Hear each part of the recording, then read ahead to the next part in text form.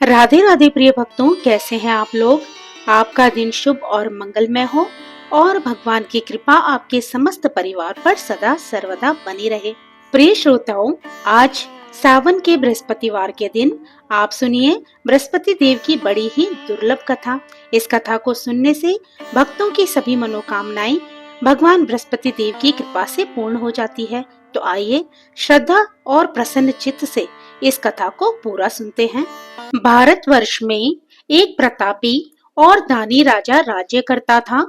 वह नित्य गरीबों और ब्राह्मणों की सहायता किया करता था। ये बात उसकी रानी को बिल्कुल अच्छी नहीं लगती थी।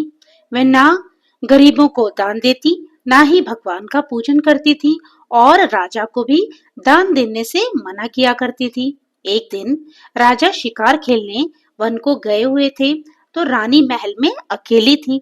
उसी समय बृहस्पति देव साधु वेश में राजा के महल में भिक्षा लेने के लिए गए और भिक्षा मांगी, तो रानी ने भिक्षा देने से इनकार कर दिया और कहा, हे साधु महाराज, मैं तो दान पुण्य से तंग आ गई हूँ।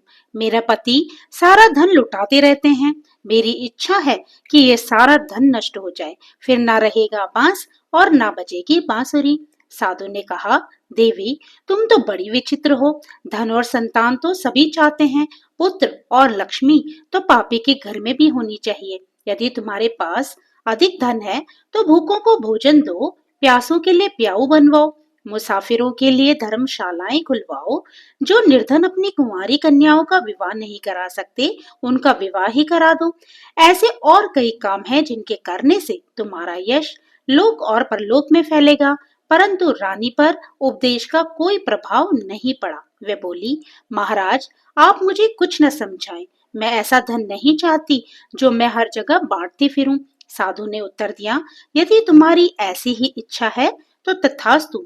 तुम ऐसा करना कि बृहस्पतिवार को घर लीप कर पीली मिट्टी से अपना सिर धोकर स्नान करना, भट्टी चढ़ाकर कपड़े धोना। ऐसा करने से तुम्हारा सारा धन नष्ट हो जाएगा। इतना कहकर वे साधु महाराज वहां से आलोप हो गए और साधु के अनुसार कही हुई बातों को करते हुए रानी को केवल 3 बृहस्पतिवार ही बीते थे, उसकी समस्त धन संपत्ति नष्ट हो गई। भोजन के लिए राजा का परिवार तरसने लगा। तब एक दिन राजा ने रानी से कहा, हे रानी, तुम यहीं रहो, मैं दूसरे देश को जाता हूँ, क्योंकि यहाँ पर सभी लोग मुझे जानते हैं, इसलिए मैं कोई छोटा मोटा काम नहीं कर सकता। और ऐसा कहकर राजा परदेश को चला गया। वहां वह जंगल से लकड़ी काट कर लाता और शहर में बेचता था। इस तरह वह अपना जीवन व्यतीत करने लगा। इधर राजा के परदेश जाते ही रानी और दासी दुखी रहने लगी। एक बार रानी और दासी को 7 दिन तक बिना भोजन के रहना पड़ा। तो रानी ने अपनी दासी से कहा, हे दासी, पास ही के नगर में मेरी बहन रहती है, वह बड़ी धनवान है। तू उसके पास जा और कुछ मांग के लिया, ताकि हमारा थोड़ा बहुत समय कट सके। रानी की दासी उसकी बहन के पास गई। उस दिन गुरुवार था और रानी की बहन उस समय बृहस्पतिवार व्रत की कथा सुन रही थी। दासी ने रानी की बहन को अपनी रानी का संदेश दिया, लेकिन रानी की बड़ी बहन ने कोई उत्तर नहीं दिया। जब दासी को रानी की बहन से कोई उत्तर न मिला तो वह बहुत दुखी हुई और उसे क्रोध भी आया। वापस आकर दासी ने रानी को सारी बात बता दी कि आपकी बहन ने तो मेरी बात सुनी भी नहीं और मेरी बातों को अनदेखा कर दिया।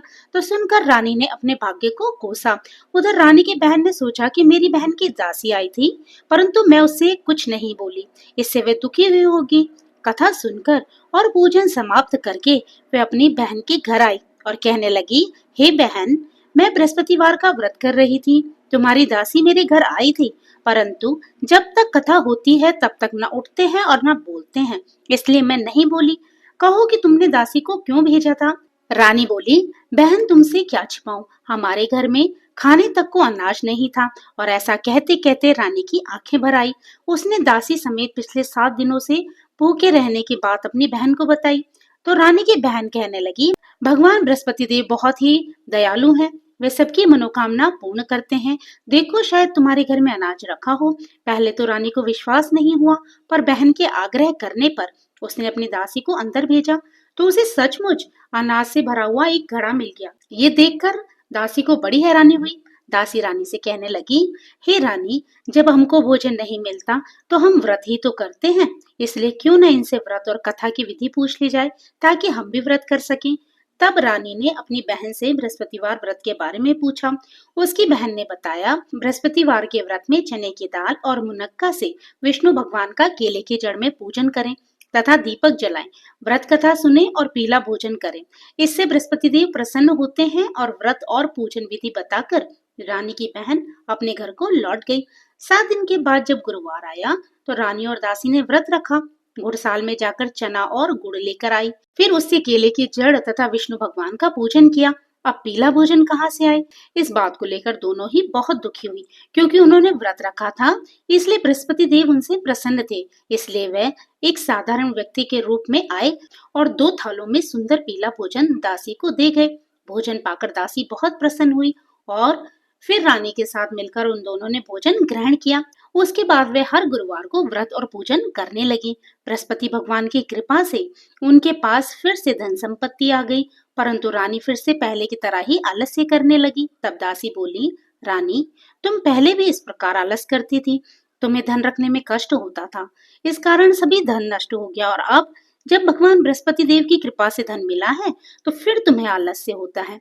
रानी को समझाते हुए दासी कहती है कि बड़ी मुसीबतों के बाद हमने ये धन पाया है, इसलिए हमको दान पुण्य करना चाहिए, भूखे मनुष्यों को भोजन कराना चाहिए और धन को शुभ कार्यों में खर्च करना चाहिए, जिससे तुम्हारे कुल का यश बढ़ेगा, स्वर्ग की प्राप्ति होगी और तुम्हारे पितृ भी प्रसन्न होंगे। तो दासी की बात मानकर रानी अपना धन शुभ कार्यों में खर्च करने लगी, जिससे पूरे नगर में उसका यश फैलने लगा। उधर एक दिन राजा दुखी होकर जंगल में एक पेड़ के नीचे आसन जमाकर बैठ गया। वह अपनी दशा को याद करके व्याकुल होने लगा। बृहस्पतिवार का दिन था। एकाएक उसने देखा कि निर्जन वन में एक साधु प्रकट हुए। वह साधु वेश में स्वयं बृहस्पति देवता थे। लक्कड़हारे के सामने आकर बोले, हे लक्कड़हारे, इस सुनसान जंगल में तू इतना चिंता मग्न क्यों बैठा है? लक्कड़हारे ने दोनों हाथ जोड़कर प्रणाम किया और उत्तर दिया, महात्मा जी, आप सब कुछ जानते हैं, मैं क्या कहूँ?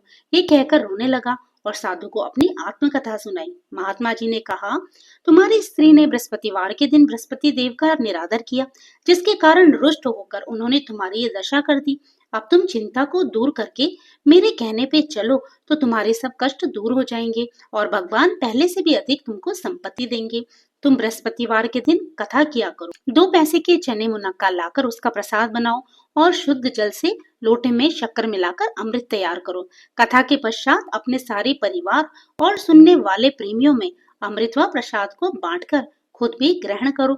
ऐसा करने से भगवान तुम्हारी सभी मनोकामनाएं पूरी करेंगे। साधु के ऐसे वचन सुनकर लकड़हारा बोला, हे प्रभु, मुझे लकड़ी बेचकर इतना पैसा नहीं मिलता जिससे भोजन के उपरांत मैं कुछ बचा सकूं। मैंने रात्रि में अपनी स्त्री को व्याकुल देखा है, मेरे पास कुछ भी नहीं जिससे मैं उसकी खबर मंगा सकूं। फिर मैं बृहस्पति देव की क्या कहानी सुनूं? मुझको तो कुछ भी मालूम नहीं। तो साधु ने कहा, हे लकड़हारे, तुम किसी बात की चिंता न करो। बृहस्पतिवार के दिन तुम रोजाना की तरह लकड़ियां लेकर शहर को जाओ। तुम्हें रोज से दुगना धन प्राप्त होगा, जिससे तुम भली भांति भोजन कर लोगे और बृहस्पति देव की पूजा का सामान भी आ जाएगा। बृहस्पति देव की कथा कुछ इस प्रकार से है, इसे ध्यान पूर्वक सुनो। प्राचीन काल में एक ब्राह्मण रहता था।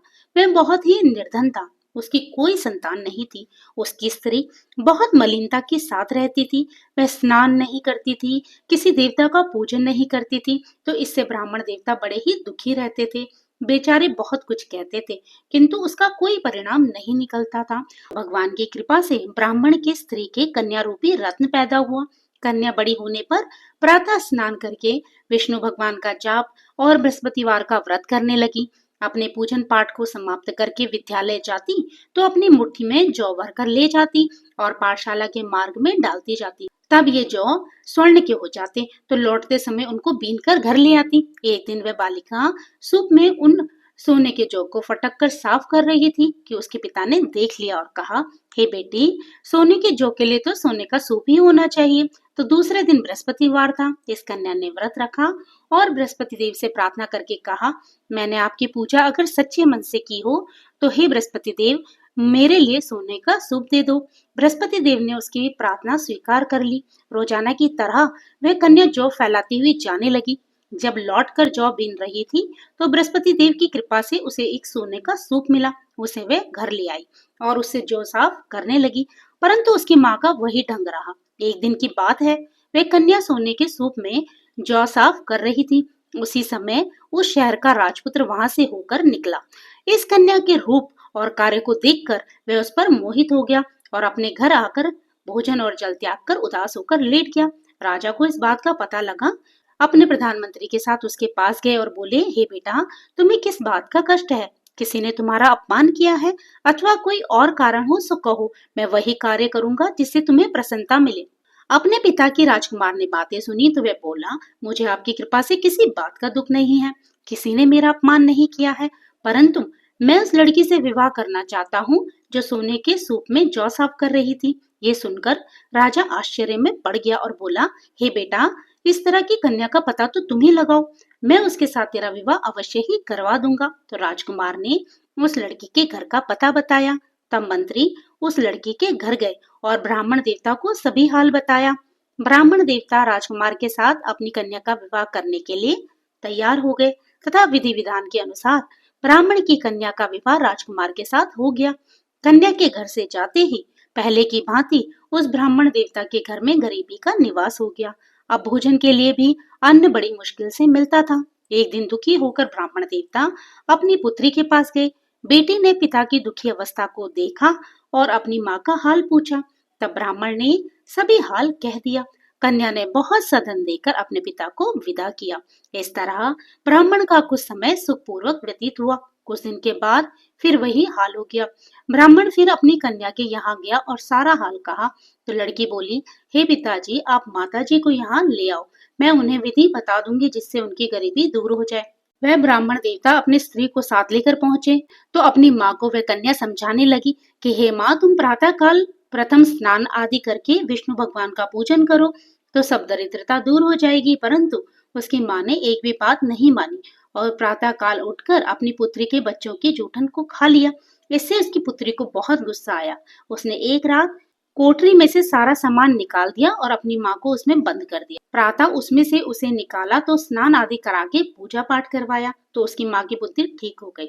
इसके बाद वह नियम से पूजा पाठ करती थी और प्रत्येक बृहस्पतिवार को व्रत रखती थी। इस व्रत के प्रभाव से उसके माता और पिता बहुत ही धनवान और पुत्रवान हो गए और बृहस्पति देवता के प्रभाव से इस लोक के सुख को भोगकर अंत समय में स्वर्ग को प्राप्त हुए।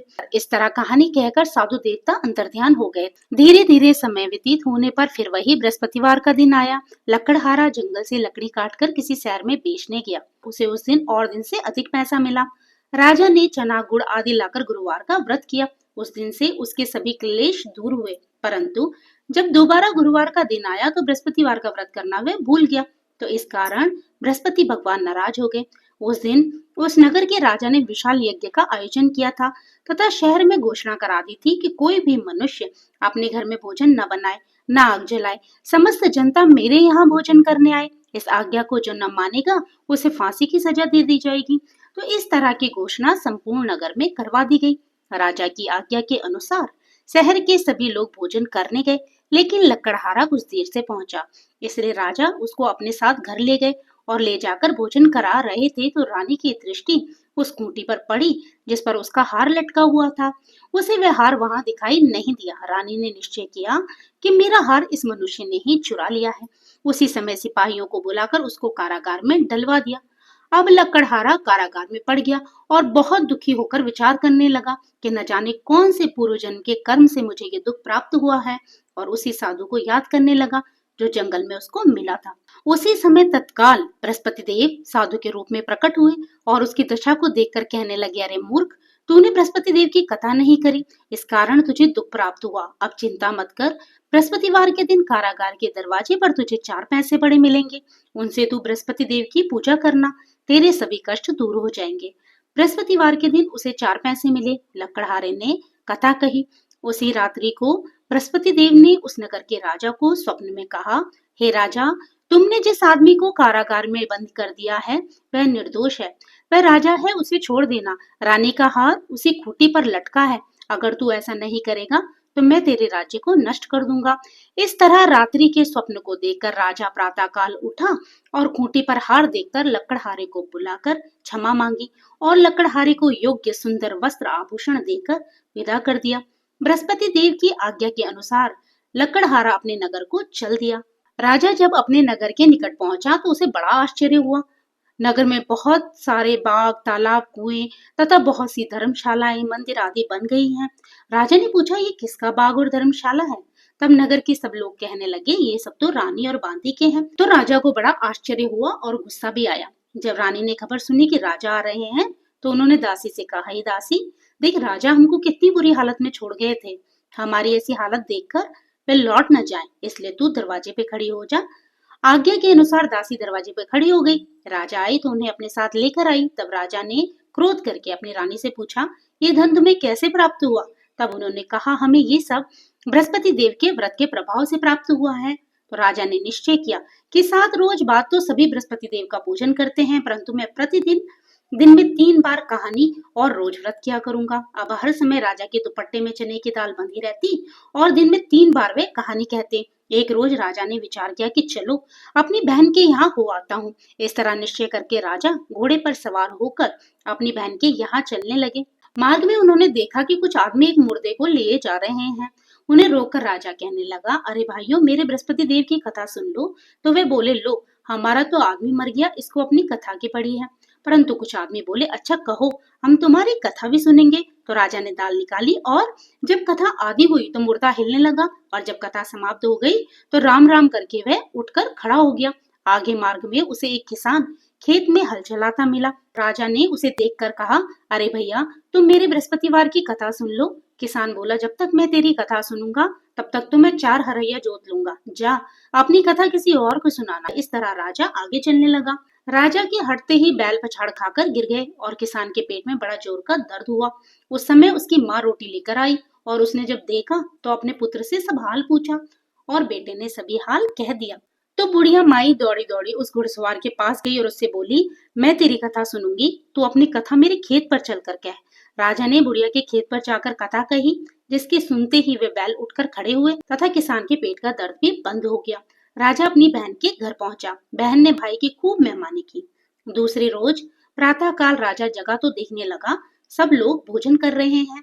राजा ने अपनी बहन से कहा, ऐसा कोई मनुष्य है जिसने भोजन नहीं किया हो, जो मेरी बृहस्पतिवार की कथा सुन ले? तो बहन बोली, हे भैया, ये देश ऐसा ही है, पहले यहाँ लोग भोजन करते हैं, बाद में अन्य काम करते हैं। अगर पड़ोस में कोई हो तो मैं देख आती हूँ। वह ऐसा कहकर देखने चली गई, परंतु उसे कोई ऐसा व्यक्ति नहीं मिला जिसने भोजन ना किया हो। अतः वह एक कुम्हार के घर गई जिसका लड़का बीमार था। उसे मालूम हुआ कि उनके यहाँ 3 रोज से किसी ने भोजन नहीं किया। रानी ने अपने भाई की कथा सुनने के लिए कुम्हार से कहा तो वह तैयार हो गया। राजा ने जाकर बृहस्पतिवार की कथा कही, जिसको सुनकर उसका लड़का ठीक हो गया। अब तो राजा की प्रशंसा होने लगी। एक रोज राजा ने अपनी बहन से कहा, हे बहन, हम अपने घर को जाएंगे, तुम भी तैयार हो जाओ। राजा की बहन ने अपनी सास से कहा तो सास ने कहा, हाँ चली जा, परंतु अपने लड़कों को मत ले जाना, क्योंकि तेरे भाई की कोई औलाद नहीं है। बहन ने अपने भैया से कहा, भैया, मैं तो चलूंगी पर कोई बालक नहीं चलेगा। तो राजा कहने लगा, जब कोई बालक नहीं चलेगा तो तुम भी क्या करोगी? बड़े दुखी मन से राजा अपने घर को लौट आया। राजा ने अपनी रानी से कहा, हम निर्वंशी हैं, हमारा मुंह देखने का धर्म नहीं है। और कुछ भोजन आदि न करके वह लेट गया। तो रानी कहने लगी, हे प्रभु, बृहस्पति देव ने हमें सब कुछ दिया है, वह हमें औलाद भी अवश्य देंगे। उसी रात को बृहस्पति देव ने राजा को स्वप्न में कहा, हे राजा, उठ, सभी सोचों को त्याग दे, तेरी रानी गर्भ से है। राजा को ये बात सुनकर बड़ी खुशी हुई। 9वें महीने में उसकी रानी के गर्भ से एक सुंदर पुत्र पैदा हुआ। तब राजा बोला, हे रानी, स्त्री बिना भोजन के रह सकती है पर बिना कहे नहीं रह सकती। जब मेरी बहन आएगी तुम उससे कुछ मत कहना। तो रानी ने सुनकर हाँ कहा। जब राजा की बहन ने यह शुभ समाचार सुना तो वे बहुत खुश हुई और बधाई लेकर अपने भाई के यहाँ आई। तब रानी ने कहा, घोड़ा चढ़कर तो आई नहीं, गधा चढ़कर आई है। तो राजा की बहन बोली, भाभी, मैं इस प्रकार न कहती तो तुम्हें औलाद कैसे मिलती? बृहस्पति देव ऐसे ही हैं, जैसे जिसके मन में कामनाएं होती हैं सभी को वो पूर्ण करते हैं। जो सद्भावना पूर्वक बृहस्पतिवार का व्रत करता है एवं कथा पढ़ता है अथवा सुनता है, दूसरों को सुनाता है, बृहस्पति देव उनकी सभी मनोकामनाएं पूर्ण करते हैं। बृहस्पति देव उनकी सदैव रक्षा करते हैं। जो संसार में सद्भावना और सच्चे हृदय से बृहस्पति देव का पूजन करते हैं, उनकी सभी मनोकामनाएं उसी प्रकार पूर्ण होती है जैसे राजा और रानी ने बृहस्पति देव की कथा का गुणगान किया। उनकी सभी इच्छाएं बृहस्पति देव ने पूर्ण की। मनुष्य को हृदय से उनका मनन करते हुए जयकारा करना चाहिए। तो प्रेम से बोलिए बृहस्पति देव भगवान की जय, विष्णु भगवान की जय। तो भक्तों, ये थी बृहस्पति देव की संपूर्ण कथा। ये कथा आपको कैसी लगी कमेंट करके बताइएगा। अच्छी लगी हो तो लाइक कीजिएगा। आप मेरे चैनल पे नए हो तो मेरे चैनल को सब्सक्राइब करना मत भूलिएगा। तो फिर प्रभु का नाम लेते रहिए और पुण्य के भागी बनते रहिए। जय श्री कृष्ण, राधे राधे।